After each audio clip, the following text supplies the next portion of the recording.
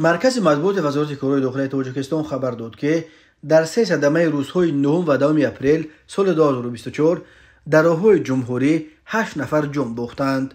بنا به اطلاع وزارت کارهای داخلی، شب 9 اپریل سال 2024 تخمینا ساعت 21:10 راننده ماشین تمغه اوپل وکترا بشاروف بوستان محکموویچ سال تولدش 1992 ساکن شهر استقلال هنگام حرکت در کیلومتر 312 شورای دوشنبه خوجند چنوق در حدود نویه باباجان غفوروف از اوده دوره واسطه نقلیات نبرآمده به ماشین تمغه BMW تحت دوره راننده اودینایف رحیم جان سال تولدش 1998 ساکن شهر خوجند برخورده است. در نتیجه خود راننده بشاروف و اودینایف و مسافران ماشین تمغه اوپل وکترا همدموف ارباب سال تولدش 1992 خدای نظروف اویجان سال تولدش 1992 نورتایف اوبیجان سال تولدش 1991 و جمانوف بگلی سال تولدش 1992 ساکنان نویه باباجان غفوروف و شهرهای استقلال و گلستان جراحت‌های گوناگون جسمانی برداشته در جای حادثه به هلاکت رسیدند. تقریبا همزمان با صدمه اول شب 9 اپریل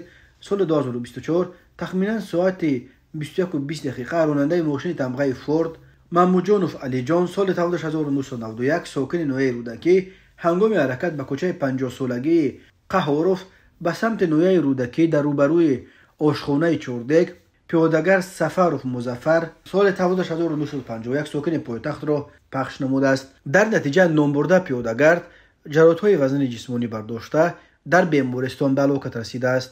وزارت کارهای داخلی میگوید جبر دیده را بعد صدمه خود راننده فورد به بیمارستان برده است و نیمه دوم روز 10 اپریل سال 2024 تخمینا ساعت 14:30 راننده ماشین تمغه مرسدس بنز اربابزاده عربشاه سال تولدش 2004 ساکن شهر باختر هنگام حرکت در حدود جماعت دیهات قمسنگر نویه جیهون از اوده دوره واسطه نقلیات نبرآمده خرسال سورابوف بلال سال تولدش 2017 ساکن نویه جامی را پخش نموده است. در نتیجه نابالغ سورابوف جراحت‌های گوناگون جسمانی برداشته در بیمارخانه به هلاکت رسیده است. اوید بین حادثه‌ها تحقیقات ادامه دارد. راه‌های تاجیکستان از لحاظ صدمه‌های مرگاور راه‌های پرخطر دانسته می‌شوند. سال 2023 در راه‌های جمهوری در 1111 صدمه 519 نفر به هلاکت رسیده، 1179 کس دیگر مجروح شدند.